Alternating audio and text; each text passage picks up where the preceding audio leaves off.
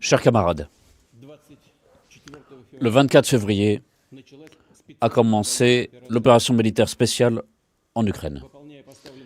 En remplissant les missions fixées et de sauver les civils du Donbass et protéger la sécurité de notre pays, les soldats et les officiers de l'armée russe se comportent en véritables héros.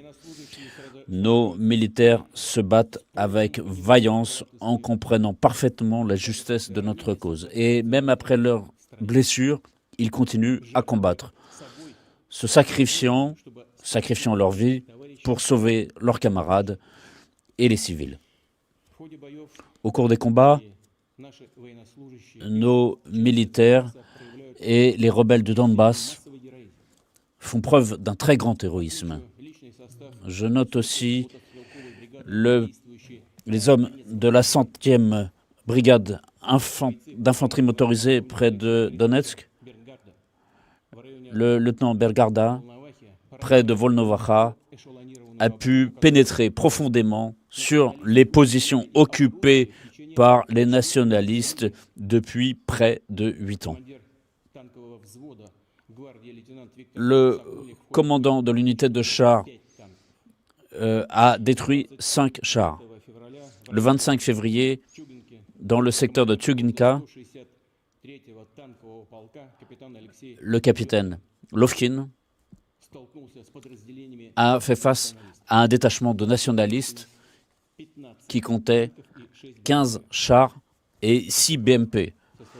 En attaquant avec ses hommes, le capitaine Lovkin a réussi à détruire tous les BMP et 5 chars en remplissant sa mission sans aucune perte. J'ai signé un décret d'attribution au lieutenant Gadjimagomedov le titre de héros de la Russie, malheureusement à titre posthume. Au combat, il a mené ses hommes comme un véritable chef. Il a protégé ses subalternes, gravement blessés. Il s'est battu jusqu'au bout et a fait sauter une grenade sur lui-même et les ennemis qui s'approchaient de lui. Il comprenait très très bien à qui il a affaire, avec des néo-nazis qui torturent les prisonniers, les mutilent et les tuent.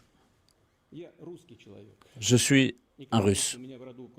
Et évidemment, dans ma parenté, j'ai beaucoup de personnes. Mais quand je vois cet héroïsme comme ce jeune gars, Gadjimagomedov, originaire du Daghestan, lac de nationalité, et d'autres combattants, j'ai envie de dire, je suis lac, moi aussi, je suis daguestanais, je suis tchétchène, je suis ingouche, russe, tatar, russe, morde, ossète. Nous avons plus de 300 groupes ethniques en Russie. Je ne peux pas tous les citer, mais je pense que vous me comprenez. Mais je suis fier du fait que je fais partie de ce monde, de ce pays, de ce peuple multinational de Russie. Et je suis absolument convaincu que les Russes et les Ukrainiens, c'est un seul peuple, malgré le fait qu'une partie des habitants de l'Ukraine ont été intimidés, effrayés par cette propagande néo-nazie. Et d'autres, évidemment, ont suivi consciemment la voie de Bandera et les autres adeptes qui ont combattu pendant la guerre aux côtés d'Hitler. Et le fait que nous combattons aujourd'hui les néo-nazis montre justement le déroulement des opérations. Les groupements, les détachements nationalistes néo-nazis qui comprennent notamment des mercenaires de l'étranger, du Moyen-Orient notamment, se servent des civils comme d'un bouclier humain. Je l'ai déjà dit, il y a des faits, il y a des documents, des photographies qui montrent qu'ils mettent des armes lourdes dans les quartiers résidentiels. Et c'est ainsi qu'ils agissent. Et c'est comme ça qu'agissent les bandits les plus extrêmes. Et au lieu de remplir leur promesse de retirer les armes lourdes, au contraire, ils les placent dans les cours d'immeubles, dans les cours d'écoles, des chars, des canons, des mortiers. Ils ont pris aussi en otage des citoyens étrangers, et notamment des milliers d'étudiants qui faisaient leurs études en Ukraine. Ils ont bloqué pendant plus d'une journée à la gare de Kharkov 3170 étrangers. Et une grande partie d'entre eux sont toujours bloqués là-bas. Et c'est pareil aussi dans la ville de Souma, plus de 500. Les nationalistes ont ouvert le feu sur des étudiants chinois. 2 d'entre eux ont été blessés. Je le répète, des centaines d'étrangers cherchent à quitter la zone des combats. Mais ils sont bloqués. Ils sont pris en otage. Ou alors on leur propose d'évacuer, mais par Lvov vers la Pologne, c'est-à-dire de traverser toute la zone des combats, ce qui est évidemment un risque. Nos militaires ont proposé des corridors d'évacuation dans toutes les zones de combat, sans exception, avec un système de transport pour que les étrangers sur place aient la possibilité de se mettre à l'abri. Encore une fois, je le souligne, les nationalistes ne permettent pas de faire cela. Et même, ils disent alors à ces étrangers de s'adresser à leurs services consulaires qui eux-mêmes cherchent à s'adresser au ministère ukrainien des Affaires étrangères. Donc ils sont abandonnés. Il y a pire encore, les néo-nazis font de même avec leur propre population. Comme je l'ai dit, ils se servent de la population comme d'un bouclier humain. Et nos militaires constatent des faits, par exemple, dans les villes de Donbass, à Severodonetsk, par exemple, dans d'autres villes. Les nationalistes chassent les habitants des appartements pour, dans les étages inférieurs, y installent, en cassant les fenêtres, des armements lourds, des chars dans les cours d'immeubles, et dans l'étage supérieur, ils installent des mitrailleuses. Seuls les fascistes, les nazis, se battaient de façon aussi inhumaine vis-à-vis de la population civile. Et quand les troupes soviétiques, en libérant l'Ukraine, se battaient de cette façon, ils ont rencontré ça. Encore une fois, nos officiers, nos soldats essayent d'éviter ce genre de pertes dans la population civile. Et malheureusement, ils subissent eux-mêmes des pertes. Et notre devoir est de soutenir nos camarades qui se battent pour défendre la sécurité de notre pays, notre peuple, le peuple.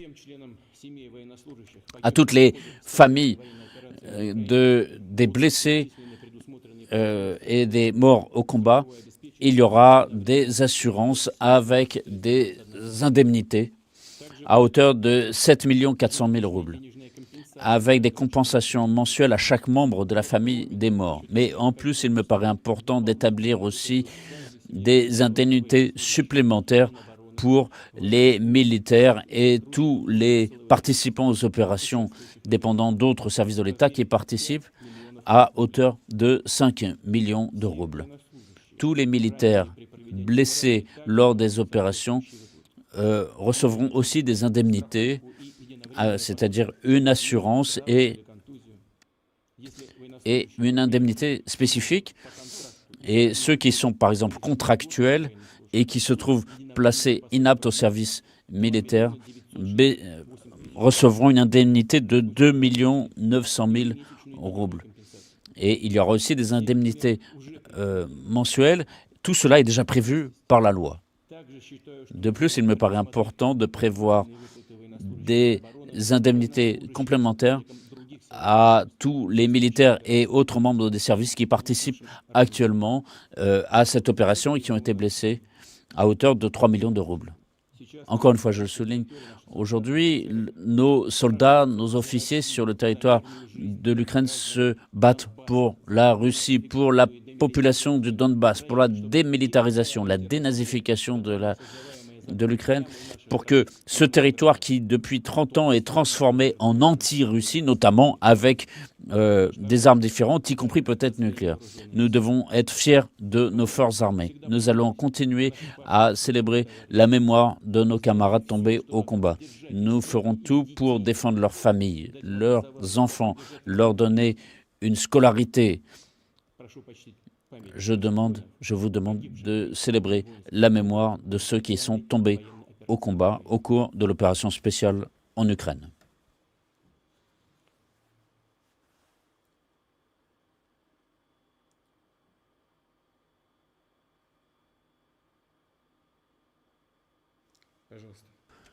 Je vous en prie. Chers camarades, je tiens à dire que l'opération militaire spéciale se déroule strictement conformément au plan fixé. Toutes les missions fixées sont en cours d'accomplissement. Le ministre de la Défense va me faire un rapport maintenant. Monsieur Sergei Shoigu, à vous.